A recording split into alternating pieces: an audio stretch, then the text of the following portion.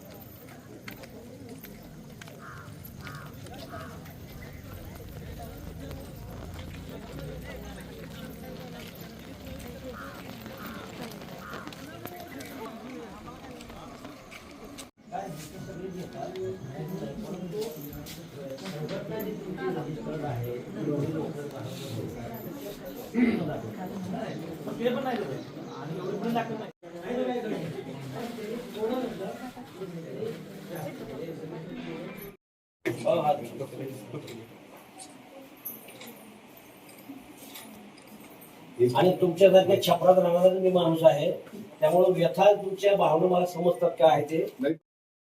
Computer तोडला, wiring तोडली, पण ते सत्यता दाखल झाली आहे. पण नंतर तुमच्या चौकशीत ते खरं करून निघत. आता फक्त आमची विनंती अशी आहे की आपण संबंधित पीआयला सांगा, हे कार्यकर्ते आलेले आहेत, महिला आलेले आहेत, आणि जे जे कोणी आहे तुम्ही तिथं जा, ह्यांना एक दोघांना घेऊन जा. एवढे लोक तुम्ही सांगा. मी सांगतो ना, याची काय ती कंप्लेंट घ्या, स्टेशनला नोंद घ्या, शहानिशा करा. सत्य असेल तर जेवढा जास्त स्ट्रॉंग स्टर्न ऍक्शन घ्यायचं ते घ्या. हे उद्या आमच्याकडून बी असं हे बघा, आमच्या अधिकाऱ्यांनी जसा मिच्युअसपणा केला असेल, त्यात मी जरी असलो, मला सुद्धा त्याच्यात सोडलं नाही पाहिजे. करा ना, माझं काहीच म्हणणं नाही. मी सांगतो त्यांना तुमच्या पीआयची काही चूक नाही. हे जसं दिलं ते नोंद करून घेतो. देशमुख साहेब होते तुमच्या म्हणजे डिपार्टमेंटचं केलं. आम्ही जी डिपार्टमेंटचे जे तुमचे निर्देश असते ह्या आता मी 10 वर्षाच्या आंदोलन करतो, म्हणजे वर्षाला 40 पेक्षा जास्त. पण तुमच्या नियमांच्या बाहेर आम्ही एक डिपार्टमेंटने जसं सांगेल त्या पद्धतीने आतापर्यंत आमच्या संघटनेवर एकही गुन्हा का नाही. संघटना संघर्ष जर लोकशाही पद्धतीत कशाला उलट लोकशाही सुदृढ होण्यासाठी कशाला गुन्हा देशमुख साहेब असतील किंवा तुमची कुठली असेल पाठीमागची आमच्या तुळजापूरची पीआय आता मी नाव नाही सांगत. आले काय संघटना पत्रकार वगैरे आले, कुठला तर माझे सत्कार वित्कार केला. दुसऱ्या दिवशी संध्याकाळी काही लोक ते विरोधात ती गाड्या अडवल्या आणि काहीतरी जेवायला मला फुकट दिल्या ढाब्यावर, की असं तसं. काय ही तर सगळेच येतात, नाही असं नाही, परंतु संघटना जी तुमची रजिस्टर्ड आहे, एवढी लोक भारतभर फिरतात, तुमच्या कशाला गुन्हा दाखल करेल? नाही, पण ते पण नाही करत आणि एवढी गुन्हे दाखल नाहीत. मग आम्ही जिथं आहे बघा, तुम्हाला डोळ्यात आजार डोळ्याचा आहे, मोतीबिंदू झालाय, हाडाच्या डॉक्टरकडे जाणार का तुम्ही? डोळ्याचे जावं लागेल. हा, पोटाचा मेडिसिन वाल्याकडे जा. तुम्ही तो इलाज आहे साहेब. ऐका, तुम्ही 20 वर्ष देश सेवा केली आहे, तुमचं कौतुक करायला पाहिजे. गावात असं कोणीतरी करायला पाहिजे. अण्णा हजारे, भास्करराव बेरे असे लोक तयार व्हायला पाहिजे, असे माझं मत आहे. परंतु तुम्ही चुकीच्या ठिकाणी नाही. एकदा आदेश दिला तर व्हिडिओचं काम नाही आहे, तर तिथंच आहे. आणि मग ती बॉडी जर काम करत नसेल तर ते फायनल अथॉरिटी कलेक्टरला असते, कलेक्टर सरांना असते.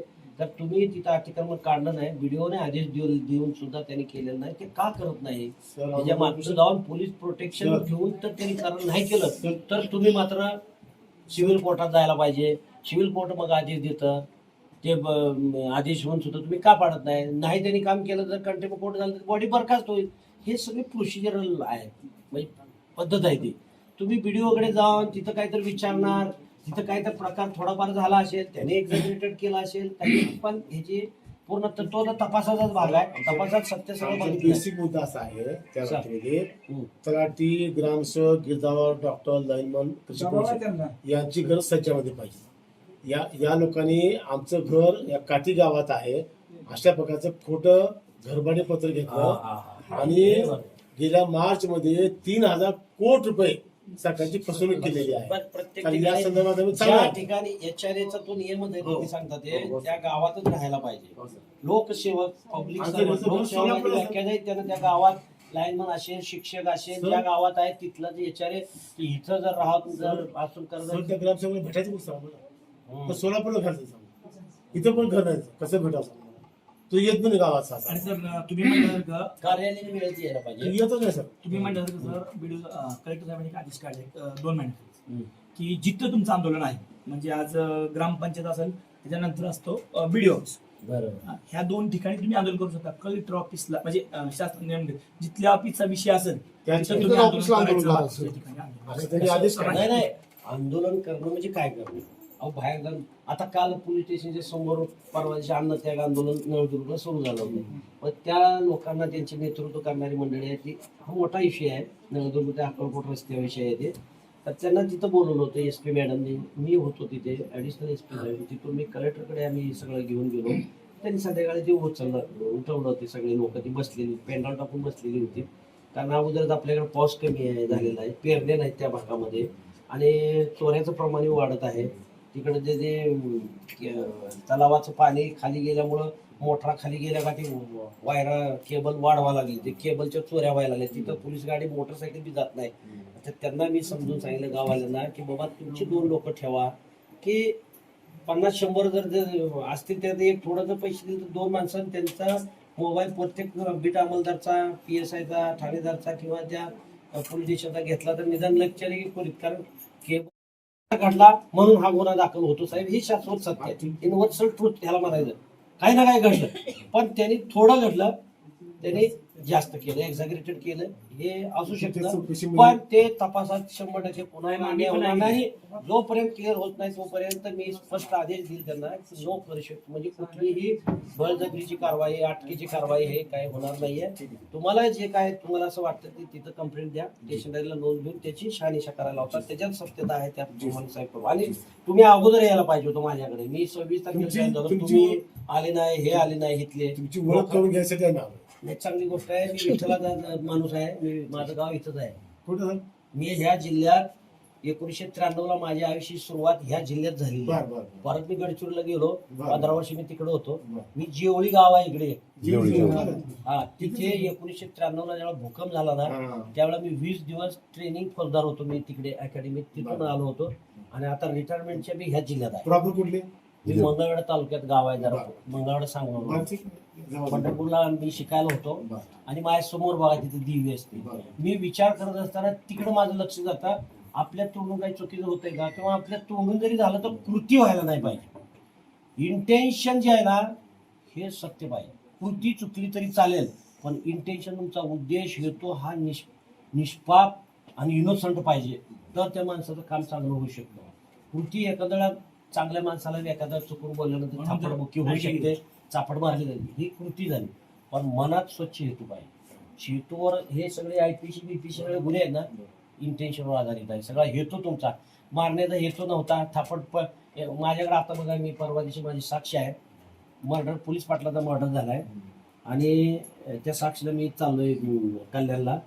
तो मर्डर असा झालाय की एकच चापट मारलेली आहे. पोलीस पाटील पडला पण ते डांबरी रस्त्याच्या कोच होती तिथे, ती कोच इथं घुसली आणि मागच्या साईडला शॉक लागल्यामुळे जोरात दवाखान्यात नुसतं मेला.